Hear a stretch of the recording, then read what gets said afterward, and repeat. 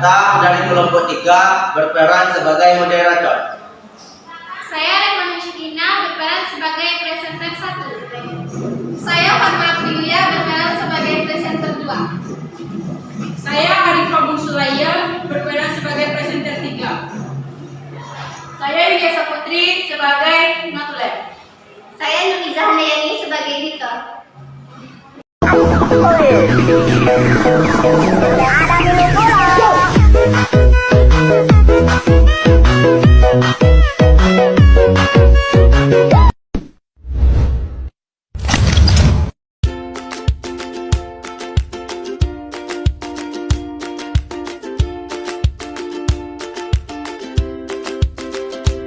Prinsip dasar akuntansi terbagi menjadi 6, yaitu prinsip dasar prinsip biaya historis, prinsip pengakuan pendapatan, prinsip mempertemukan, prinsip konsistensi, prinsip pengungkapan penuh, dan prinsip objektif.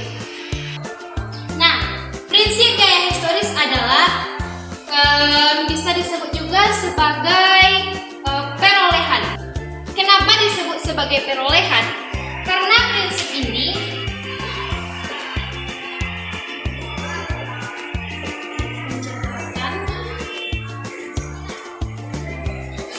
yang berdasarkan hasil sesungguhnya.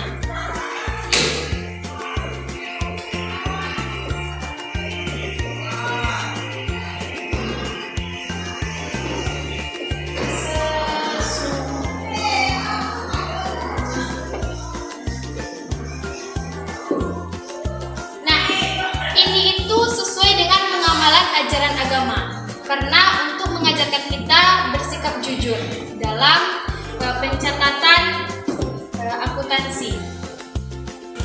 Yang kedua yaitu prinsip pengakuan pendapatan, bisa disebut juga sebagai harta atau aset. Jadi teman-teman, maksudnya itu adalah harta atau aset yang kita dapatkan dalam suatu perolehan tertentu. Dari kita bekerja di perusahaan, kita menghasilkan suatu barang. Nah, selanjutnya ada prinsip mempertemukan. Nah, dari prinsip ini kita harus menghitung biaya yang benar-benar jadi beban dalam suatu perusahaan meskipun belum dikeluarkan.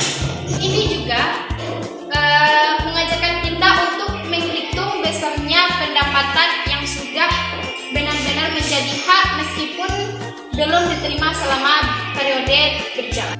Baiklah, selanjutnya ada prinsip konsistensi.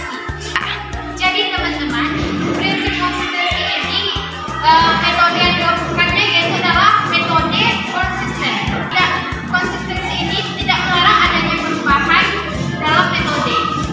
Jika pergantian metode terhadap perusahaan harus dijelaskan secara laporan keuangan. Selanjutnya ada prinsip pengungkapan penuh. Jadi, prinsip ini mengatur informasi lengkap dalam laporan keuangan. Jika informasi yang disajikan tidak lengkap, maka laporan keuangan tersebut mengakibatkan kerugian bagi para pemakainya. Selanjutnya teman-teman, ada prinsip objektif.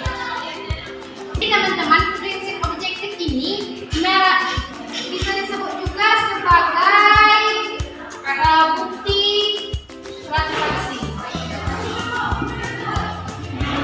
Jadi, tanpa adanya bukti transaksi, maka tidak adanya pencatatan dalam laporan. Oke, selanjutnya kita masuk kepada bidang-bidang akuntansi. Bidang-bidang akuntansi ini meliputi yang pertama yaitu akuntansi keuangan. Akuntansi keuangan ini berhubungan dengan pencatatan transaksi hingga laporan penyajian keuangan. Adapun tugas dari akuntansi keuangan ini yaitu menjalankan keseluruhan proses akuntansi sehingga mendapatkan informasi keuangan yang secara umum berguna bagi pihak eksternal perusahaan. Selanjutnya akuntansi pemeriksaan. Adapun tujuan dari akuntansi pemeriksaan ini yaitu menguji kelayakan tingkat kepercayaan catatan yang mendukung laporan keuangan. Selanjutnya akuntansi baya. Akuntansi baya ini menekankan pada pencatatan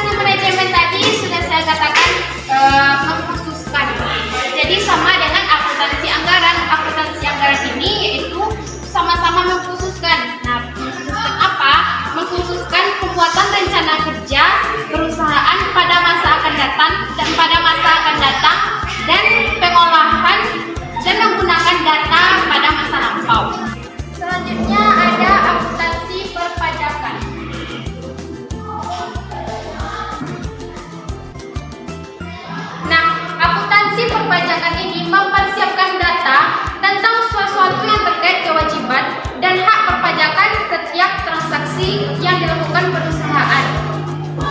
Bidang ini meliputi aktivitasnya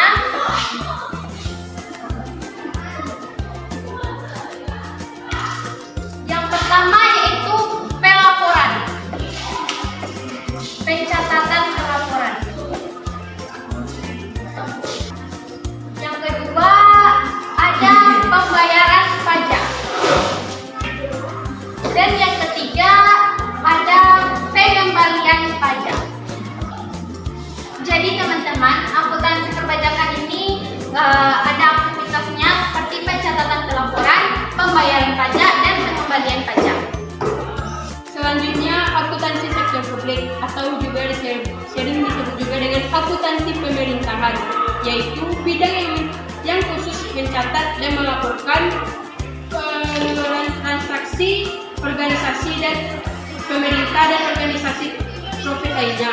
Adapun tugas dari akuntansi pemerintahan ini yaitu untuk mengendalikan pengeluaran anggaran pemerintah agar sesuai peraturan dan undang-undang yang berlaku.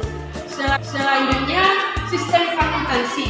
Sistem akuntansi ini berhubungan dengan penyusunan sistem akuntansi suatu perusahaan sehingga diperoleh informasi yang tepat dan akurat.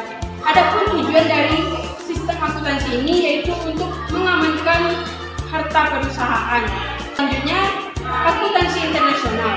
Akuntansi internasional ini memfokuskan diri pada persoalan akuntansi terkait dengan transaksi internasional atau melintas batas negara yang dilakukan perusahaan internasional.